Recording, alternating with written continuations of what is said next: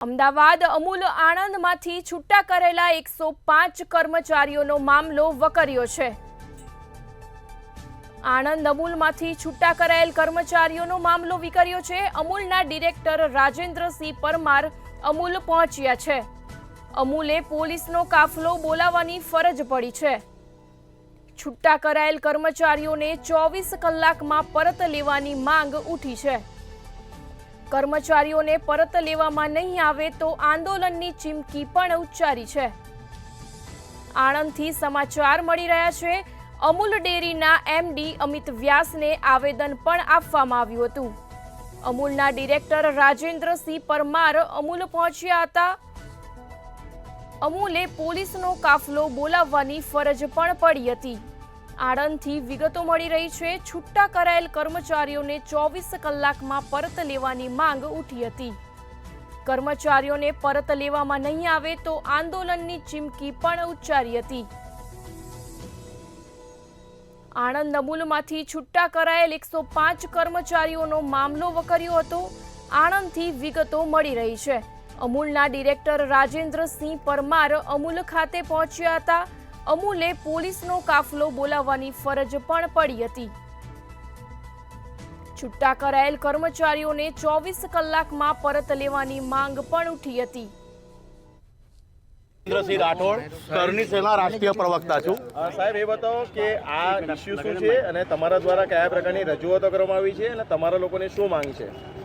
Issue એ છે કે રાતોરાત ટેલિફોનિક આ લોકોને જાણ કરવામાં આવી। વોટ્સઅપ પર એક લેટર ફેરવવામાં આવ્યો કે માનવ બળ ઘટાડવા માટે અમે તમને છૂટા કરીએ છીએ, પણ એ લોકો 7 વર્ષથી નોકરી કરે છે। ત્યારે અમને ટેલિફોનિક ઘણા બધા ટેલિફોન આવ્યા। આ લોકોના કંઈ ડાયરેક્ટરોની ઇન્ટરનલ કંઈ પોલિટિક્સ છે। તમારી શું માંગ છે? અમારી માંગણી આજે તમે 135 જે હિટલર સાઈડથી ટેલિફોનિક જે ચૂલા બંધ કર્યા છે અને આ લોકોને દ્વારા ફોન થયેલા એ ડેરીના HR ઓફિસમાંથી, એટલે અમે એ લોકોને સ્પષ્ટ કહેવાયા છે કે માનવ બળ વધારવાનું હોય, ઘટાડવાનું ના હોય। સાહેબ આપનું નામ? મારું નામ સતપાલસિંહ પરમાર છે। હું છેલ્લા 7 વર્ષથી અમૂલ ડેરીની અંદર આણંદ ખાતે જોબ કરું છું। અચ્છા સતપાલભાઈ, એ બતાવો કે તમે અમૂલ ડેરીના HR ડિપાર્ટમેન્ટમાં જે જોબ કરી રહ્યા છો, બરાબર છે? કયા ડિપાર્ટમેન્ટમાં બધા છોકરાઓ છો તમે અને કેમ તમને છૂટા કરવાની ફરજ પડી? હું પાવડર પ્લાન્ટની અંદર F16 જોબ કરું છું અને રાતોરાત અમને બધાને ફોન આવ્યા, જે પર્ટિક્યુલર ઠાસરા તાલુકાના જે માણસો છે એ લોકોને જ, કે તમારે કાલથી જોબ પર આવવાનું નથી, તમારી જરૂર હશે તો બોલાવીશું એ રીતે। અચ્છા, નિયમ શું કહે છે? નિયમ તો શું કહે છે? નિયમ તો એવું જ કહે છે સાહેબ કે 7 વર્ષ સુધી નોકરી કરી હોય તો એ લોકોને કાયમી કરવા જોઈએ એમ। અને અમને એવું કહે છે કે તમારું માનવ બળ વધારે પડે અને પગારનું ભારણ ડેરીને પડે છે એટલે તમારે છૂટા કરવામાં આવે। તો ગયા 6 મહિનાની અંદર જે ભરતી થઈ 135 જણની, તો એ લોકોનું જે પગાર ધોરણ ડેરીને ભારણ નહીં પડતું। અમે તો એવું જ કહીએ સાહેબ। તમારી શું માંગ છે? અમારી માંગ એવું છે કે સાહેબ કે અમને જોબ પર પાછા લઈ લે, બસ અમારી એ જ માંગ છે। Confirm order. સર, આ કયા વિષયને લઈને આવેદનપત્ર આપવામાં આવ્યું છે અને આપના દ્વારા કયા પ્રકારની આગળ કાર્યવાહી થઈ શકે છે?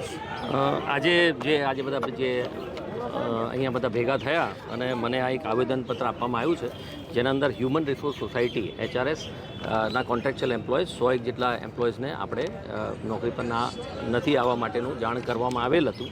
તેના અનુસંધાનમાં અરજીપત્રક આવ્યું છે અને જે અરજી આવેદન મળ્યું છે એ ચોક્કસપણે આવતી બોર્ડ મિટિંગ જે આવશે એના અંદર આપણે ચોક્કસપણે એને મૂકીશું અને જે આજે જે એમને વાત કરી છે એ તમામ વાતો હું ચોક્કસપણે અમારા જે ઉપલાધિકારીઓ છે એમને ચોક્કસપણે જાણ કરીશું। સાહેબ, જેવી રીતે લેવાનું કારણ હોય છે તેવી રીતે છૂટા કરવાનું પણ કારણ હોય છે, શું કારણ રહ્યું? એ હવે જ્યારે બોર્ડ મિટિંગ થશે એના અંદર બધી આ ચર્ચા થશે અને ચર્ચા કરીને જે બી નિર્ણય આવશે એ બોર્ડ મિટિંગ પછી આપણને જાણ કરી દઈશું। Thank you. આપનું